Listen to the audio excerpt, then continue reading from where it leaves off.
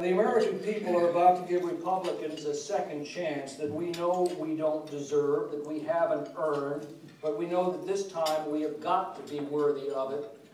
The American people have every right and every reason to blame a Republican president and a Republican Congress for the mess that confronted the Obama administration on January 20th of 2009. Let us be honest about this, because we need to repudiate policies that were employed in our name. Well, I'm a lifelong Republican, but I have no loyalty to the Republican Party. My loyalty is to the principles of the American founders. My loyalty to the Republican Party extends only, and its candidates, extends only so far as they are loyal to those principles.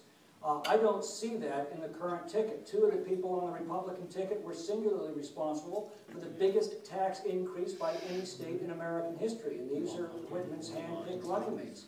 I agree with Ronald Reagan that if you agree with somebody 70% of the time, that makes him your 70% friend, not your 30% enemy.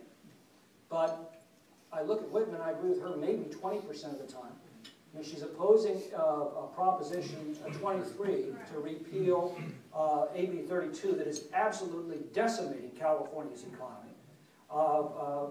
This whole flap over the recorded telephone conversation involved the fact that she's selling out to police unions to protect them from pension reforms, which has priced law enforcement right out of reach. And it's Jerry Brown, of all people, who's saying no deal. I look at all of these stands, and I realize I agree with her maybe 20% of the time. I agree with Jerry Brown about 20% of the time. I agree with the Libertarians about 80% of the time. So I'm not making an endorsement, but do the math. My understanding is that the focus of the pledge was on general principles that will ultimately drive public policy.